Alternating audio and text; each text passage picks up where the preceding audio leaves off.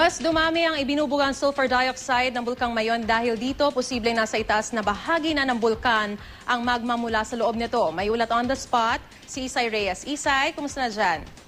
Maris, na nakalipas na 24 oras, nakapagtala ang PHIVOLCS ng 22 rockfall events at 1,290 na level ng SO2. Mas mababa ang rockfall events kumpara nung mga nakaraang araw, pero ang mataas na level ng SO2 o sulfur dioxide ay indikasyon na posibleng nakaabot na ang magma sa itaas at nag-settle down na doon. May magma raw na naka-standby doon. Base sa kanilang obserbasyon, inflated daw ang Mount Mayon. Pagamat wala masyadong pagkilo, sa ilalim daw ay may nangyayari. May nagbi-build up daw na pressure sa loob nito. Wala pa rin namang masyadong steam ang inilalabas nito. Tatlong bagay yung dapat tignan para ma-assess ang bulkan. Una, ang geodetic nito, kung inflated ba o deflated, ang gas output at ang response nito o yung lindol.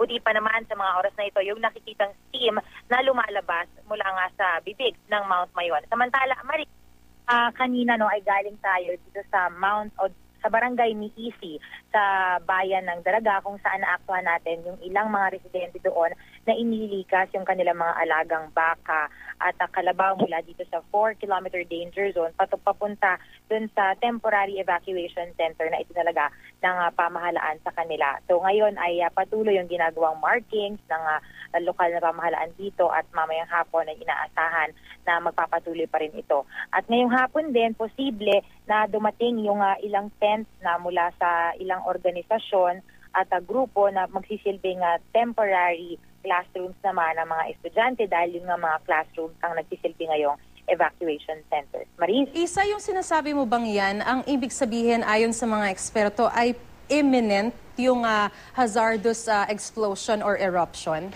anytime soon? Hindi naman siya ma-detect or ma-determine, Maris, kung kailan ito pwede mangyari. Pero sinasabi rin, posible na in a span of 1 week yan or 2 weeks, pwedeng sumabog na or pwedeng mag-lava flow kasi or magkaroon ng pyroclastic flow. Pero isang bagay ang sigurado, hindi daw ibig sabihin na kapag bumaba yung rockfall events, ay pwedeng bumaba yung alert level. Kasi ang pinaka-scenario raw ay maaari na wala nang pinupush na mga sediments or mga fragments ng lava dome sa itaas at nandun na nga lang yung magma habang nagde-develop yung pressure sa ilalim.